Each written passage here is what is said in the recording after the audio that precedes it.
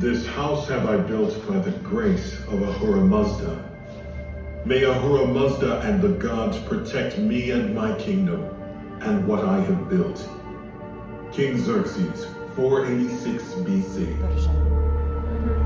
2,500 years ago, in what is now southern Iran, stood an ancient city of awe-inspiring beauty. Built by powerful kings, it served as the ceremonial capital of Achaemenid Persia, the largest empire of its time. Today, we know it as Persepolis. Founded by Darius the Great around 518 BC, Persepolis was a monument to the vast power and reach of the empire. An impressive and intimidating sight to the many visitors that it received. Imagine you're one such visitor in the time of King Xerxes, arriving at Persepolis after a long journey across the empire.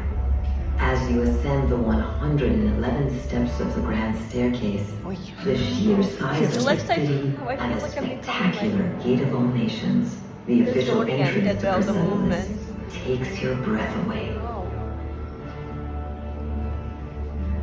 Although built by Xerxes, this magnificent gateway reflects the philosophy of his father, Darius. He employed artisans from many lands to build it, as part of his strategy to express consolidated rule over his vast and diverse empire. Beyond the Gate of All Nations lies the centerpiece of Persepolis, the Apadana. Your audience with the king is finally at hand. On the reliefs outside the Great Hall, a familiar scene. Among the tribute bearers from 23 nations, you see figures from your native land, one holding an item similar to the one you carry now. Entering the main chamber, you are overwhelmed by the grandeur of the hall and by the columns towering above you. At last, you see an enthroned figure. It is Xerxes, king of the lands of many people, king of this great earth, far and wide. You join the procession towards him, holding up your offering as a humble tribute to the most powerful person in the ancient world. The king's absolute power was also on full display in the large audience hall known as the Hall of 100 Columns. Historians speculate that the hall was used by the army for important military rituals and ceremonies. Work on the hall began under Xerxes, but would be completed by his son, Artaxerxes. Buildings of this scope took decades to finish, as construction materials were sourced from around the empire.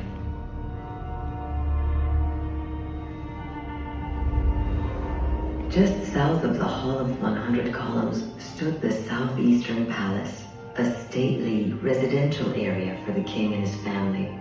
Away from the bustle of the reception halls, they sat down to eat, drink, and discuss their affairs in these quiet, isolated pockets of the capital.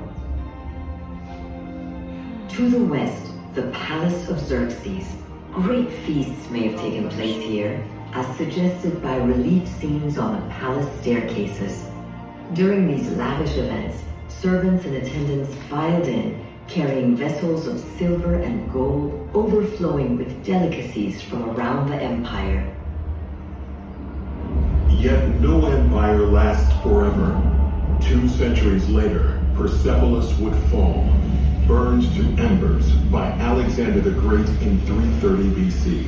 That's a bad destruction. Yeah. Since then, the remains of Persepolis have endured, a reminder of the might of the Achaemenid Empire and the diversity of nations once under its rule.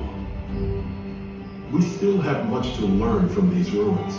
Just as Persepolis was built over time, our understanding of this iconic city evolves as we continue to delve into the inspiring past of ancient Persia.